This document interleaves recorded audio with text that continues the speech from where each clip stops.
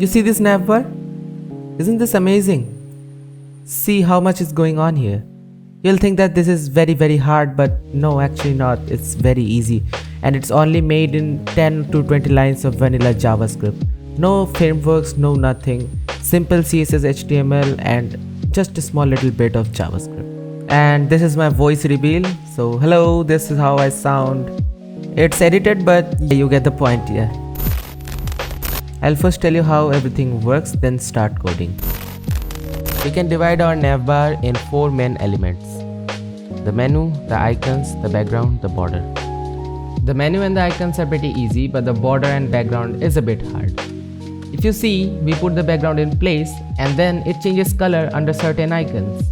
When they are clicked, it moves to that icon. Then the border stays on top of that icon which is clicked and stays on top until another icon is clicked, as you can see over here. We'll achieve both of them by using JavaScript. Now let's code our HTML.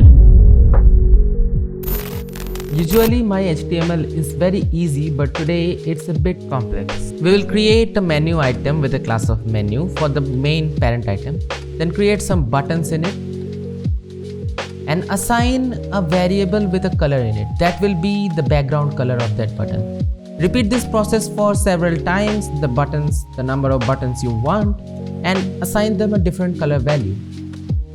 The SVGs you see are designed in Figma, a software to design SVGs.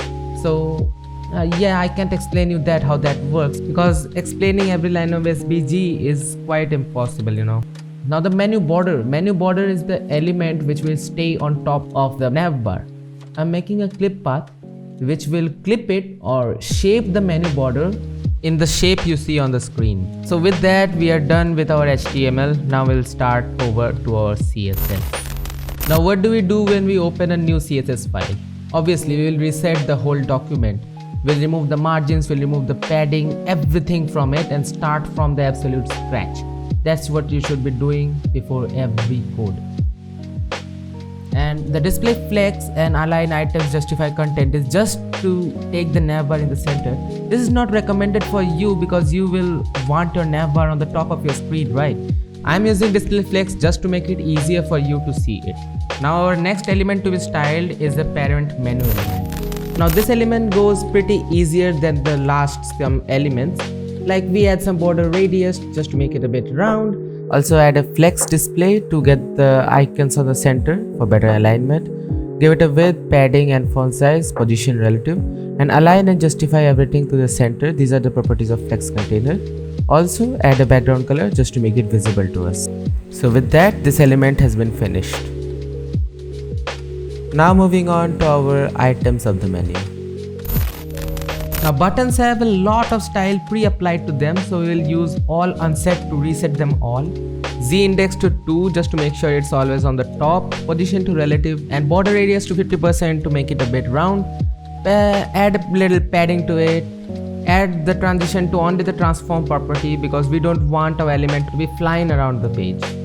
So with that, we are done with our menu item. Now moving on to our next item, which is the pseudo elements of the buttons. Not much over here. We'll just add the basic stylings which you add to any pseudo elements, like the width, height, the content, and we'll add a border radius just to make it appear round, and add a transition of 0.7 seconds to every property in it. We will also have to animate them under certain events. For that, we have to add some conditions. We'll achieve this through assigning some specific class through our JavaScript and selecting them in our CSS. We'll exactly be doing that. I'm selecting the items with an active class in it, getting them a bit upwards with transform, and also targeting their before, making their scale 1 so they get bigger. And remember, we had declared some variables in our HTML. We'll use those variables to create different backgrounds for different icons. In the next part, we will style our SVG icons. Starting off by deciding their size, 2.6 m in width and height, stroke to be the black color or the background color. I want a stroke in it, also the stroke edges to be round. We will also add a very creative animation to the SVGs. Now animating the SVGs is very easy. We'll just select the menu item which has an active class and select their SVG icon and add an animation of stroke, naming stroke of 1.5 seconds and make it reverse. And in the keyframes we'll just change the strokes dash offset to 400 just to make the lines disappear, but as we have declared it reverse, it will make the lines appear again. Now that was it for the icons. Now let's move on to the border that will stay on the top of the navbar. Starting off like a normal div element, like we do everything, I'm adding a left, bottom, positioning it, adding a width, height, and we'll add a position later, the absolute position. Add a clip path to give it the shape and a background color to make it visible, the white color we declared. Add some transition to make it smoother and a transform to get it to the middle. Next code is going to be a 2-line fix for a bug. See, our SVGs might overflow the menu element which will lead to unnecessary clicks or events. So I will just do is make the container small enough so that they don't overflow the main element. Now if you're making a very beautiful design, why not make it responsive as well? Starting with the media queries of the screen, maximum width should be 50em, and on that condition the menu should be have the font size of 0.8em. What this will do is it will make the navbar also available for mobile designs. Now that was all the CSS needed for today's design, and the only left thing is the JavaScript. Wait, why is this so spooky, man? Get the music back.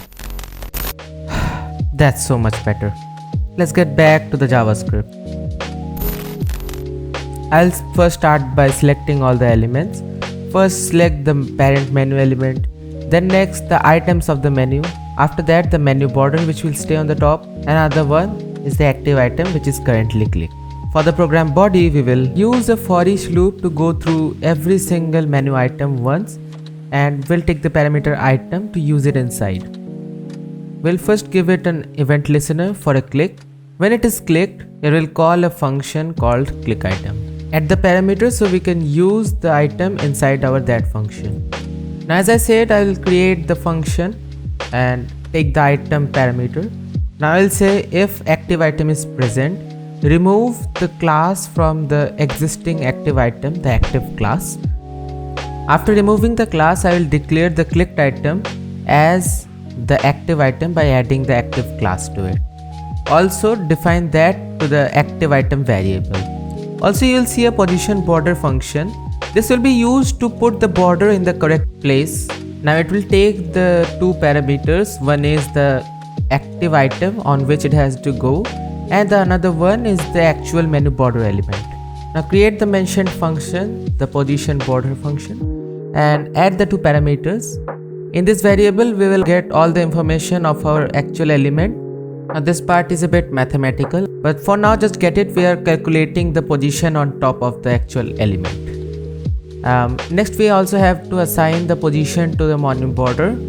For that we will access the menu border style.left and add the position. Also run the function manually once. And now I can finally say that we are actually done making this design. But before ending, let me show you the final result. The final result is nothing, it works as expected. The icons go to the right place, it shows the right color, and the menu border goes to the right place as well. So that means we learned something new and we successfully made it.